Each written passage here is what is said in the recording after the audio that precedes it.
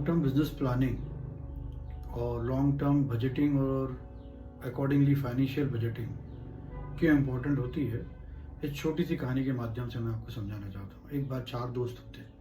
चारों दोस्त अपने 25-30 साल की उम्र में रहते हैं। उनमें से 2 दोस्त आईटी कंपनी छोड़ने को तैयार होते हैं। एक जो है उसके पास अपनी ज़मीन होती है, वो कहता है ज़मीन पे अपन अपनी फैक्ट्री डाल देते हैं। और जो चौथा होता है वो ये कहता है कि ठीक है, मेरे पास एक प्रॉपर्टी बेच के मैं कैपिटल जो है मैनेज कर लेता हूँ। चारों मिलके एक बड़ा अच्छा बिजनेस आइडिया था, जो कि एक कंसर्न सेक्टर एक्सपर्ट से भी उन्होंने टेक्निकली हर चीज़ समझ ली थी, कैसे फैक्ट्री लगेगी, कैसे प्रोडक्शन होगा, ईच एंड एवरीथिंग। फाइनेंशियल्स भी उन्होंने बेसिक सब बना लिए थे। उन्होंने स्टार्ट कर लिया, काम स्टार्ट हो गया, डिमांड क्रिएट कर ली उन्होंने, प्रोडक्शन अच्छा चलने लगा, क्वालिटी भी आ गई, प्रोडक्ट में कोई कमी नहीं थी, डिमांड में कोई कमी नहीं थी। लेकिन ऑल ऑफ सडन उन्होंने एक दिन रियलाइज़ किया कि उनके पास कैश शॉर्ट हो रहा है। तो उनको समझ में नहीं आया कैश शॉर्ट क्यों ना हो। उन्होंने आनंद फानंद में इमीडिएटली कुछ कर्टलमेंट शुरू कर दिए।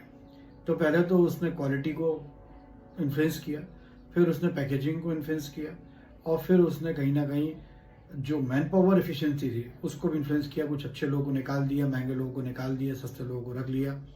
इस प्रकार उसने डिस्काउंट भी मार्केट से वापस ले लिया। तो कहीं ना कहीं सप्लाई भी उसकी अफेक्ट हुई। तो उसने ये देखा है करने के बाद कैश तो थोड़ा बचा पा रहा है, लेकिन इमीडिएटली उसकी नेक्स्ट मंथ सेल एकदम डाउन हो गई। 30% सेल उसकी सीधी से डाउन हो गई। जब 30% सेल डाउन हो गई तो all of sudden cash crunch और बढ़ गया। परेशान हो गए, उनके पास कोई सोल्यूशन नहीं था सिवाय इसके कि वो और फाइनेंस ले, लेकिन वो पॉसिबल था नहीं। तो उन्होंने कहा नहीं, हमने अपनी कैपेसिटी के हिसाब से कर लिया, now we are thinking to shutting it down. कहीं ना कहीं बंद करने के लिए वो प्रेरित हो गए।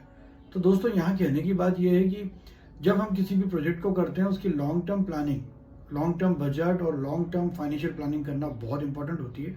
क्योंकि ऐसी कई बातें, ऐसी कई चीज़ें होती हैं जो हम उस प्रोसेस के दौरान रिवील करते हैं, निकालते हैं, उसको समझते हैं और उसकी तैयारी करते हैं आगे के लिए। क्योंकि इतने इंटरेस्टिक होके, ओवर कॉन्फिडेंट होके और ईगोइस्टिक में और सेल्फ ड्रिवन बिजनेस को आप नहीं चला सकते।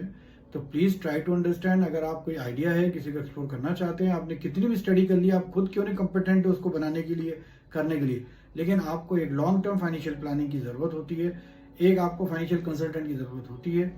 आप आएँ, कॉन्टैक्ट करें। मेरा एक सिंपल सा फॉर्म है, के माध्यम से मैं डेफिनेटली आपको कॉल बैक करूँगा। हम समझेंगे आपकी रिक्वायरमेंट को, और जो प्रोडक्ट हमारा आपके लिए सुइटेबल होगा वो हम आपको कोट करेंगे। Then we will decide.